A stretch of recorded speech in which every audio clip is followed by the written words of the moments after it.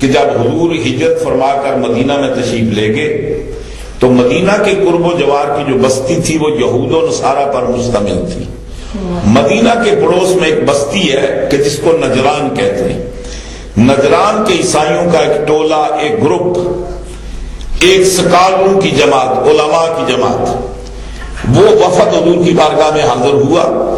ان کی تعداد 14 افراد پر مشتمل تھی یا 18 افراد پر مشتمل تھی.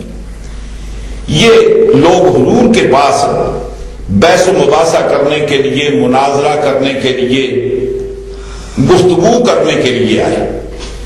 اور گفتگو کا سبجیکٹ اور عنوان یہ تھا کہ آپ مسلمان، آپ نے جو نئی تعلیم اہل اسلام کو دی ہے کہ عیسیٰ علیہ السلام اللہ کے بیٹے نہیں ہیں. اگر عیسیٰ علیہ السلام اللہ کے بیٹے نہیں ہیں تو پھر عیسیٰ علیہ السلام کا باپ کون ہے؟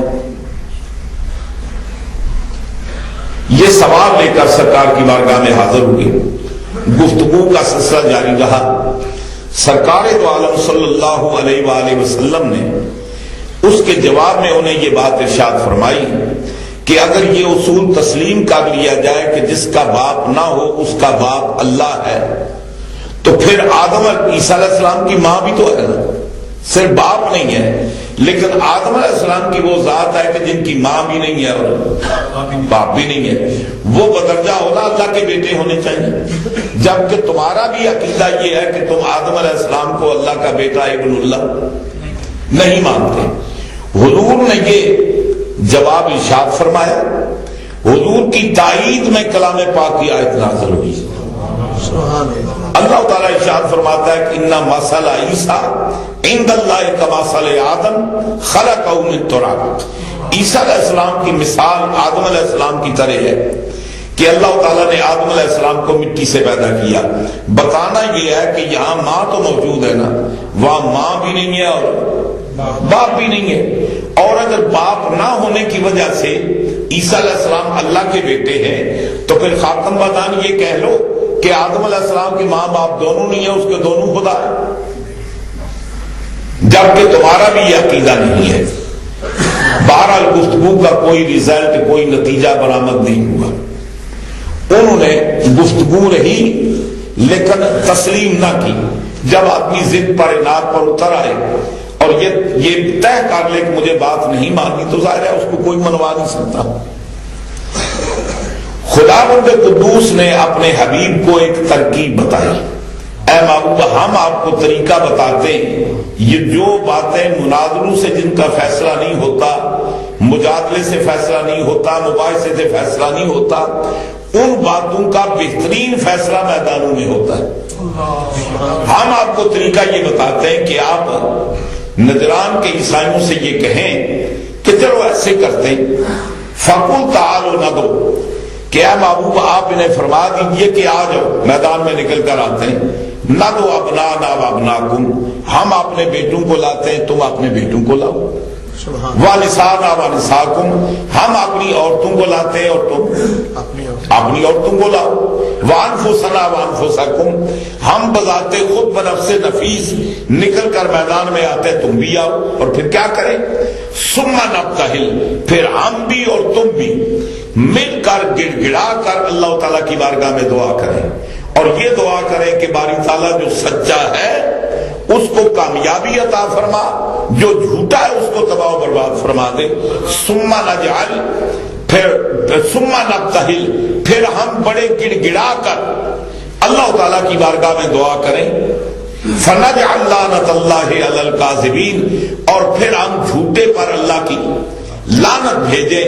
اللہ کی بارگاہ میں یہ درخواست کرے باری تعالیٰ جو حق ہے وہ زندہ رہے، جو باطل ہے اس کو تباہ و برباد کر دے. چنانچہ انہوں نے اس بات کو تسلیم کر لیا. بات آگے چلانے سے پہلے ایک بات عرض کرنا چاہتا ہوں.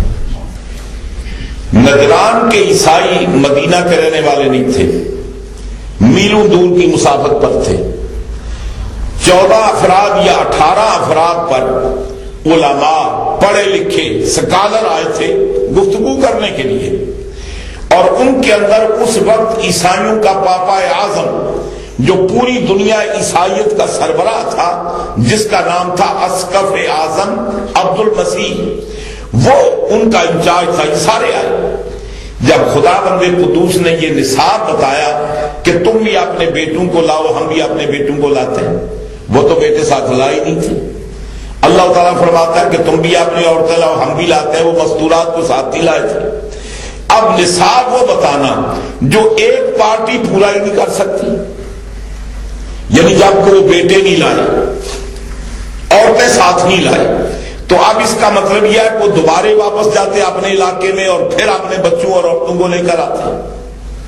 نصاب وہ بتانا کہ جو ایک پارٹی کے پاس ہے ہی نہیں، ایک بات۔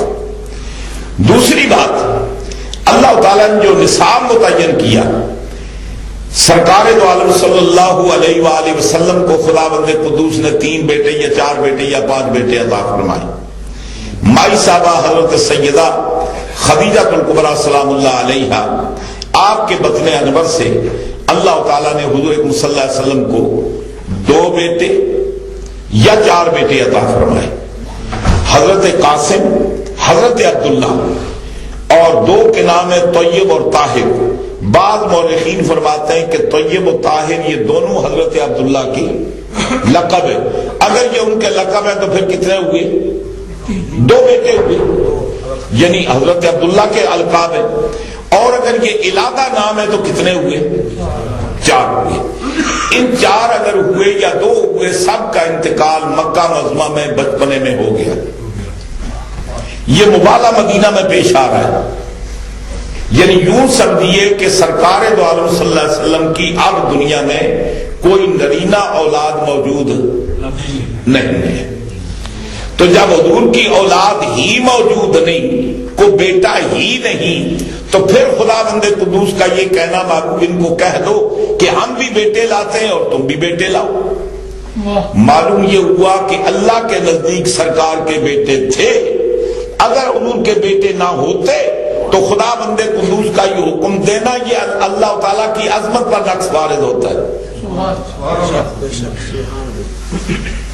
معلوم یہ ہوا کہ اللہ کی نظر میں حضور کے بیٹے تھے۔ اب حضور اکرم صلی اللہ علیہ وسلم اللہ کی بارگاہ میں عرض کرتے، باری تعالیٰ میرے بیٹے تو نے لے لیے، کچھ کا انتقال مکہ معظمہ میں ہوا، میرے آخری بیٹے ابراہیم ان کا انتقال یہاں ہو گیا، میرا بیٹا ہے ہی نہیں، میں بیٹا کب سے لاؤں؟ تو سرکار نے اللہ کی بارگاہ میں یہ عذر پیش نہیں کیا۔ معلوم یہ ہوا کہ خدا بھی جانتا تھا مصطفیٰ کے بیٹے ہیں، اور سرکار بھی جانتے تھے کہ سرکار کے بیٹے ہیں۔ حضور کا ارشاد گرامی ہے، حضور فرماتے ہیں کہ ہر عورت کی اولاد اس کے خامد کی طرف منسوب ہوتی ہے۔ فرماتے ہیں ما خلا ولد آدمہ ولد فاطمہ، فرمایا کہ ما سوائے حضرت خاتون جنت کی اولاد کے، انا ابوہم واسباتہم، ان کا باپ بھی میں ہوں اور اسبا بھی میں ہوں۔ تو سرکار بھی سمجھتے تھے کہ یہ میرے بیٹے ہیں۔ اللہ تعالیٰ نے حضور کو حکم دیا، خدا کے نزدیک بھی حسنین کریمین سرکار کے بیٹے ہیں، اور قیامت تک جو سرکار کی اپنی نسل ہے وہ حضرت خاتون جنت کی معرفت قائم ہے، حسنین کریمین کی معرفت۔ حضور نے ایک پروگرام بنایا، گھر تشریف لائے، حضور مولا کائنات کو ساتھ لیا، سیدہ خاتون جنت سلام اللہ علیہ کو ساتھ لیا، حسنین کریمین کو ساتھ لیا۔ حضور فرماتے ہیں کہ میں جب دعا کروں تو تمہارا کام یہ ہے کہ آمین کہنا، میں دعا کروں گا اور تم آمین کہنا۔ حضور مولا کائنات کو لے کر جاتے ہیں، خاتون جنت کو لے کر جاتے ہیں، حسنین کریمین کو، اور اس شان سے سرکار نکلے کہ آگے آگے سرکار ہیں، دائیں ہاتھ میں حضرت امام حسن کا ہاتھ ہے، کاندھے کے اوپر حضرت امام حسین سوار ہیں، آپ کے پیچھے سیدہ خاتون جنت ہیں، ان کے پیچھے حضور مولا کائنات۔ یوں ہی جو میدان جگہ مقرر تھی، سرکار جب سامنے ہوئے تو نصرانی پہلے سے حضور کے لیے منتظر تھے، چشم برآ تھے۔ جب ان کے پاپا اعظم اسقف اعظم نے ان کو آتے ہوئے دیکھا تو وہ اپنی پارٹی سے کہنے لگا کہ میری رائے یہ ہے شکست قبول کر لو، جزیہ دینا تسلیم کر لو، ان سے مبالغہ نہ کرو۔ پوچھا بھائی کیوں نہ کرو؟ اس نے کہا خدا کی قسم میں نے وہ صورتیں دیکھی ہیں، اگر یہ اللہ کی بارگاہ میں درخواست کریں کہ اس پہاڑ کو یہاں سے ہٹا دے، اللہ تعالیٰ اس کو پہاڑ کو وہاں سے منتقل کر دے گا۔ یہ اگر دعا کر لیں گے تو میں تمہیں کہتا ہوں دنیا میں کوئی عیسائی زندہ نہیں رہے گا، بہتر یہ ہے کہ جزیہ دینا قبول کر لو، ان سے مبالغہ۔ حضور نے فرمایا کہ خوش قسمت سے بچ کے اگر مبالغہ کرنا منظور کر لیتے تو میری امت کو ہمیشہ کے لیے عیسائیت سے چھٹکارا مل جاتا۔ اب ان 5 کو لے کر کے آؤں گے۔ پہلی بات یہ ہے ادھر سے سردار آئے تھے، اس قبیلے کے سربراہ آئے تھے، ادھر سے بھی سردار جانے چاہیے۔ سرکار دو عالم تشریف لے جاتے ہیں، فرماتے ہیں انا سید ولد آدم، میں تمام اولاد آدم کا سردار ہوں، اور فرمایا کہ یا علی انت سید العرب، علی تو عرب کا سردار ہے۔ سیدہ خاتون جنت سے فرمایا کہ اما ترضینا، کیا فاطمہ اس بات پر راضی نہیں ہے کہ تو جنت کی عورتوں کی سردار ہو؟ یعنی جب حضور یہ منصب عطا فرما رہے ہیں تو خاتون جنت سے پوچھ کیوں نہیں کیا تو اس پر راضی ہے؟ بتانا یہ چاہتے ہیں یہ منصب بہت نیچا ہے، خاتون جنت کا مقام اس سے کہیں عرفہ والا ہے۔ فرماتے ہیں کہ فاطمہ اس کے علاوہ کوئی مرتبہ نہیں جو تجھے دیا جائے، مرتبہ تیری عظمت سے چھوٹا ہے، کیا تو راضی ہے اس پر؟ کیا تو اس بات پر راضی ہے کہ جو تجھے تو تمام نساء آل جنت کا سردار بنا دیا جائے؟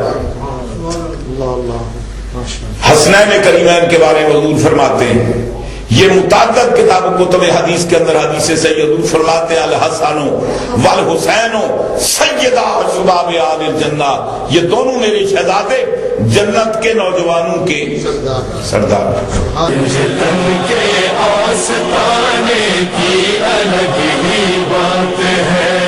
سر یہاں کر جھکانے، سر یہاں کر جھکانے کی الگ ہی بات ہے۔